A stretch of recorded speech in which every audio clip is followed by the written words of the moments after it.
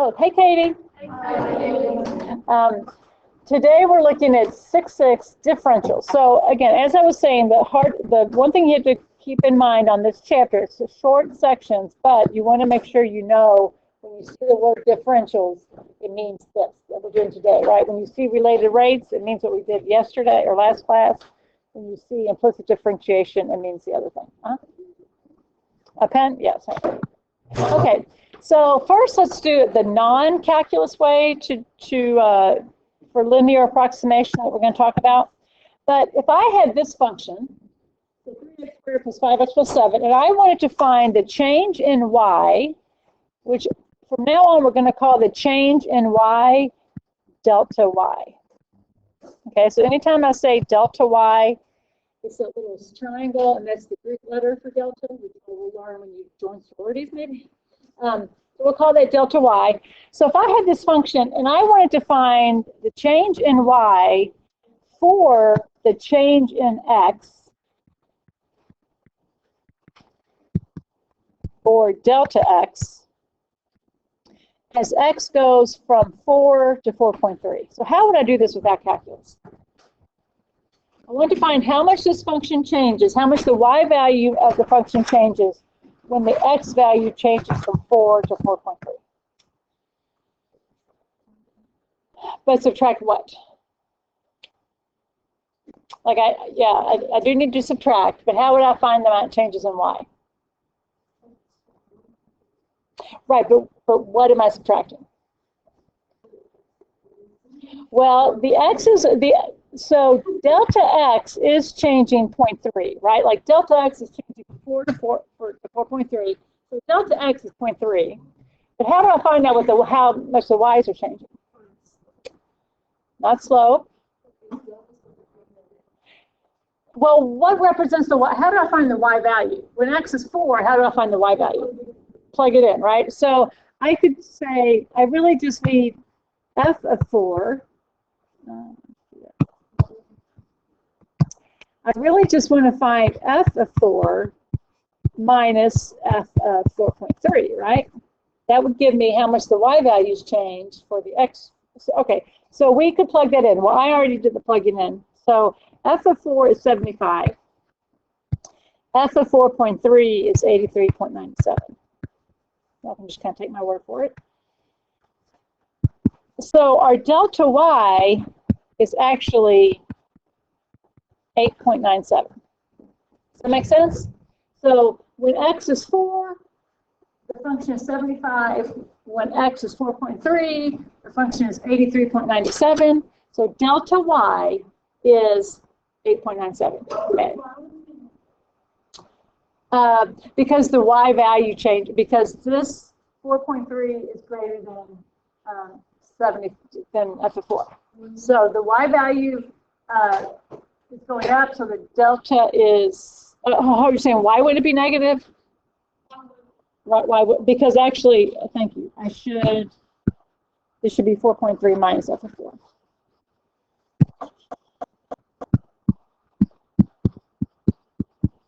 Thank you about that. 83.97 minus 75.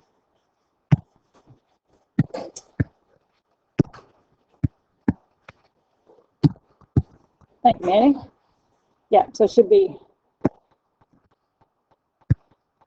Okay, good job. So questions about that? So again, we're going to find out a simpler way to do this using calculus, right? But in algebra, all we would do is find the y values at each x value and subtract, okay?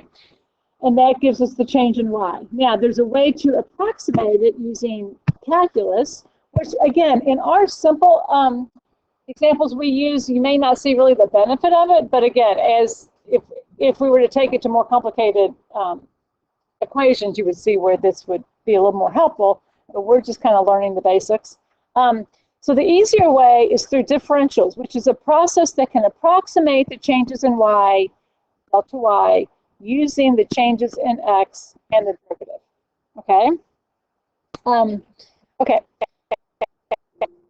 And again, it's approximate. It's not an exact change, which for this, it's easier to find just the exact difference, right? But as the functions would get more complicated, an approximate would would suffice. So if we look at, so I'm going to kind of derive the equation for you right here. You won't have to do this back to me again, okay? But I want to kind of explain how we get that, how we get here. So the derivative f of x is equal to dy dx, right? And dy dx actually does stand for, or does represent delta y over delta x. Okay, we don't really use that notation, but it's the same thing. So if we want to solve for dy dx, what's one way, if we just look at this little equation, what's one way we could get dy dx by itself?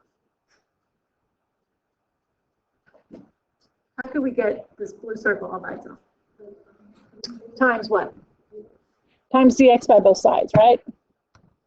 Again, there's no values here, but and that actually does give us our equation. So our equation is, so we get dy equals the derivative of f of x times dx. And that actually gives us our equation for differentials, in that we can find delta y by taking the derivative and plugging in an x value, which I'm going to talk about, and multiplying it by our delta x. Okay, so this is the equation. This is the equation you're going to need to know. You're going to need to know for the test. Okay, when you hear differentials, you're going to want to know that this. You're going to need to know that equation.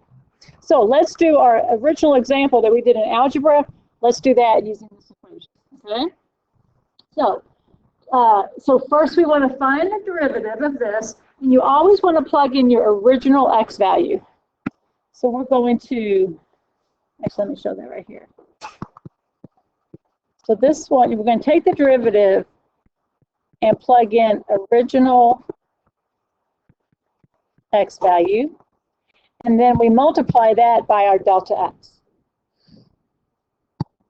So if this is our equation, we want to find the derivative. So what's the derivative of 3x squared plus 5x plus 7? 6x plus 5.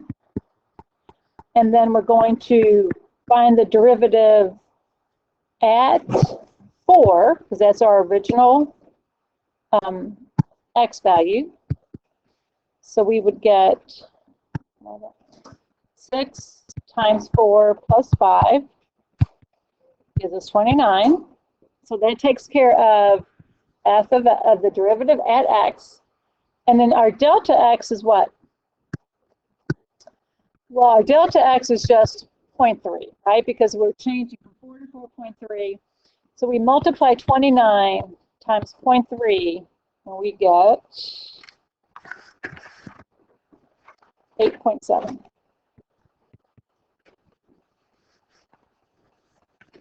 So this is saying the approximate change in y as x changes from 4 to 4.3 is 8.7.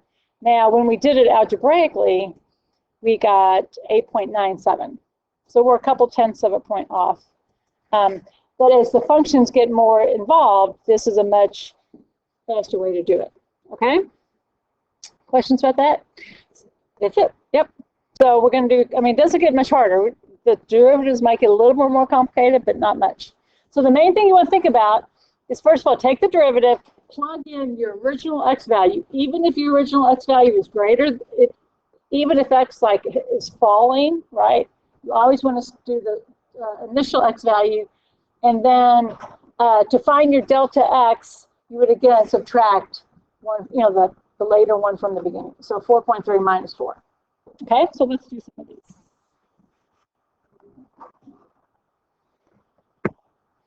Okay, so find the changes in this function as x goes from 2 to 2.4.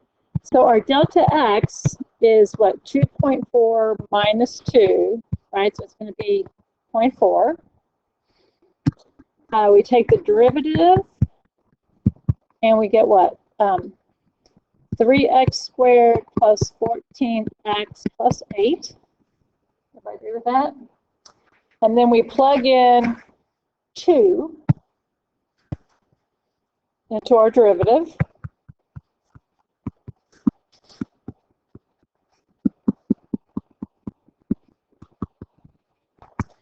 and we get 48. Well, we get 12 plus 28 plus 8 equals 48. So now we take 48 times 0.4, and we get 19.2.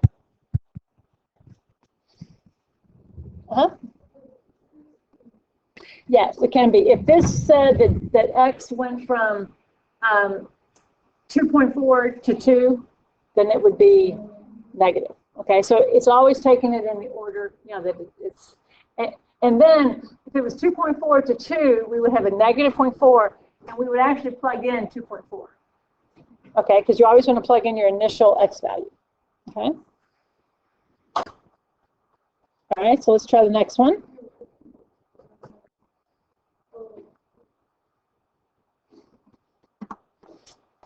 We're taking the derivative at x and then multiplying it by delta x. So the derivative at x and then multiplying it by delta x. Does that make sense? Right. That's the definition of differentials. That's how we use, how it approximates it. Okay, so here, again, our delta x is going to be 0.5. I agree with that. We take the derivative, 15x squared minus 6x plus 2, and we find the derivative at what value? 10.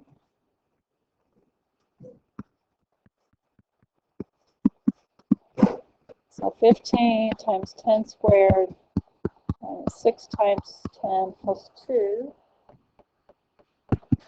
And again, be careful. A lot of mistakes are made just plugging in, so be super careful. So 1,500 minus 60 plus 2 gives us 1,442. And then we multiply it by 0.5. An approximation.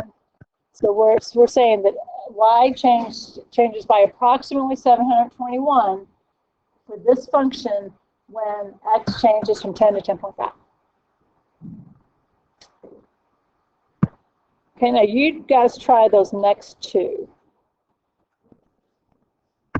721. So try those next two. Again, let your delta x can be negative, right? And it's going to be on number 2. And you always want to use the initial value of x. So I'll give you all some time to do that. Okay, did you guys get 24 and negative 14.1?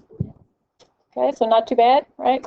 All right, now it gets a little bit more complicated, only because our derivatives could get a little more complicated, right? So, but same result. And here's just another format notation you might get. So this is just telling us that x equals 5, and then delta x is 0.07. So this kind of takes away some of the work for you. You know you're going to plug in 5, and then you know you're just going to use delta x as 0.07. So let's take this derivative. So first we need to rewrite this, right, with what? 1/2 is the exponent. And what rule do we use here? Chain rule. Somebody want to tell me what the derivative would be then?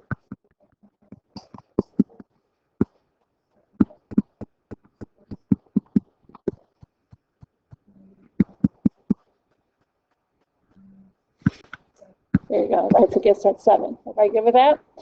So then we can simplify that or rewrite it with 7 over 2, 7x plus 3 to the 1/2. There you go with that. Now, I want all of you to get your calculators and plug in, because again, this is where people, or where mistakes are made. And made it a decimal. So you could have done 3/2. That would make me cringe, but on the calculator, it would still work. I don't like a decimal on top, but for plugging in purposes, you should get this. You should get the same number.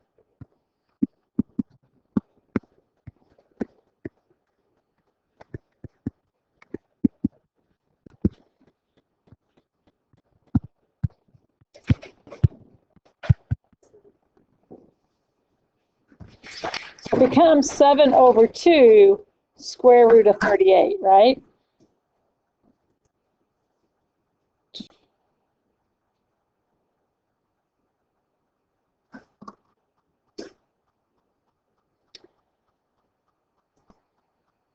So actually, I'm going to go ahead and show. I've already got it up here from yesterday.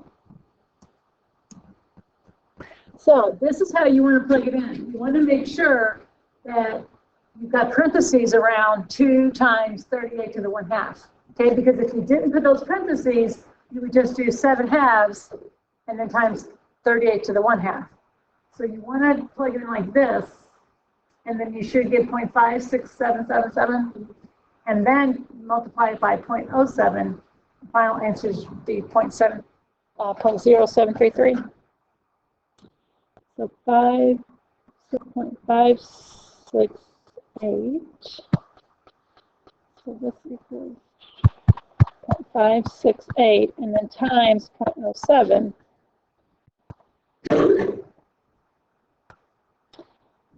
So 0.0733. Okay, does that make sense?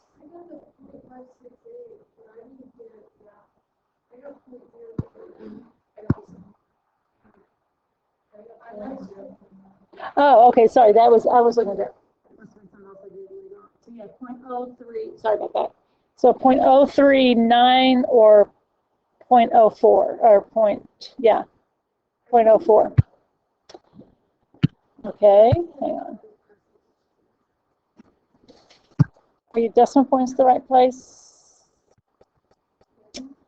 Okay, hang on, just let me, I'm trying to keep track of what I'm writing here. So 0.0397 or 0.04. Okay, so the derivative here, the derivative of the top is 3, right? Times the bottom minus derivative of the bottom times the top, all over the bottom squared. So 3x minus 15 minus 3x minus 7. So negative 22 over x minus 5 squared. Everybody agree with that? Everybody good? Did I go too fast on that one? What's that? You distribute that negative. Yeah, don't forget that. That's big. And then we...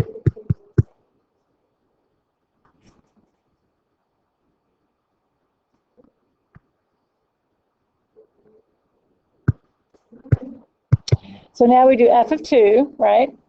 And we'd say negative 22 over 2 minus 5 squared is going to give us negative 22 over 9.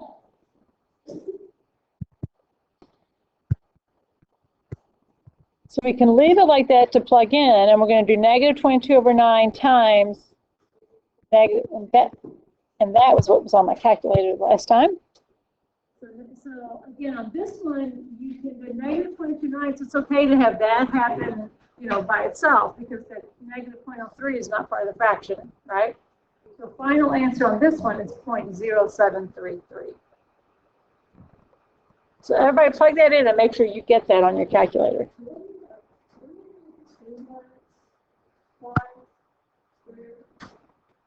Right, 2 minus 5 is negative 3. Oh, sorry. You mean you can't read my messy writing? That makes sense. So the final answer was what? 0.0733.